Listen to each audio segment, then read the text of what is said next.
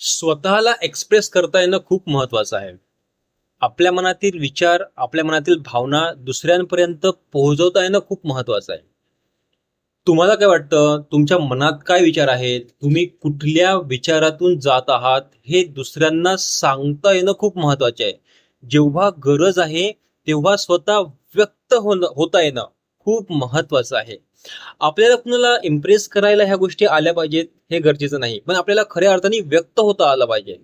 कधी कधी आपण कुठल्या विचारातून जात असतो, ते विचार इतके जड असतात, इतके हेवी असतात की आपल्या चेहऱ्यावरील ते सहज नाहीस होऊ शकते. इतक्या मानसिक ताणातून आपण जात असतो. तेव्हा जर आपण आपल्या एखाद्या जवळच्या व्यक्तीसोबत, जे आपल्याला खऱ्या अर्थाने समजू शकतं, त्याच्याजवळ आपण फक्त व्यक्त होऊ शकलो, समोरचा व्यक्ती आपल्याला त्याचं समाधान देईल गरजेचं नाही, पण आपण फक्त जर व्यक्त होऊ शकलो, आपण जसाच्या तसा आपल्या मनातील गोष्ट जर त्यांना सांगू शकलो, तर आपल्या मनावरील बराचसा मानसिक ताण हा दूर होऊ शकतो.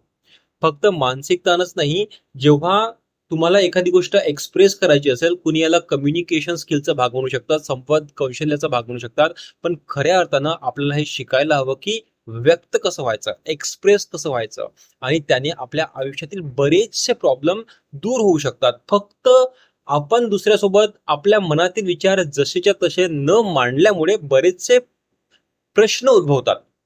तर त्यावर एकच सोल्युशन आहे, त्यावर एकच तोडगा आहे की व्यक्त व्हायला शिका, स्वतःला एक्सप्रेस करायला शिका.